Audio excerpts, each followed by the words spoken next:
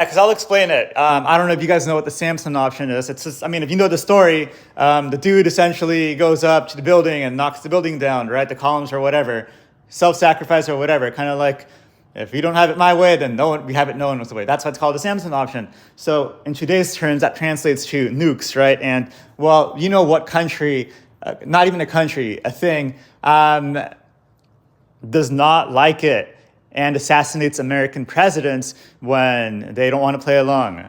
That's what that is about. But that is why, actually, that's what they're trying to do. They're trying to literally piss everyone off, so everyone is against them, and they're like, oh, look, everyone's against, they do the whole routine, right? The whole thing, victimization thing.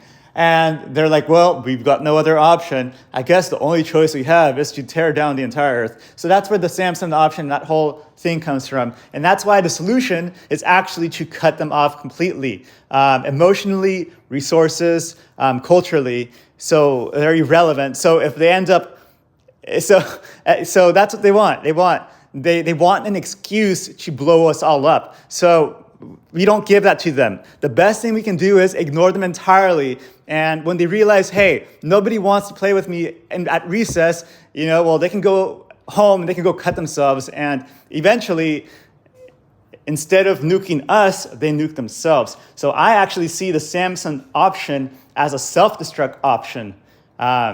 Nobody liked us, so we're going to go out with a bang. So don't be pissed off at them. Ignore them. Tell your representatives and all the people ignore them. Not in a stupid way, but kind of like, we know what they are doing. We are acknowledging what they are doing, but we're going to respond to it in a way to where this thing has to deal with its own super skewed psychology. Like, we already saw the videos when Iran knocked them up. They were literally starting to fight among themselves inside the shelters. So that's what happens when they're forced to deal with their own shit. So it's the same deal here. If we all collectively force them to deal with their own shit, then they start cannibalizing each other instead of having an excuse to screw everyone else over. So that's what we need to collectively do. Shun them. That's literally the word. And you already know what I'm talking about, what thing I'm talking about.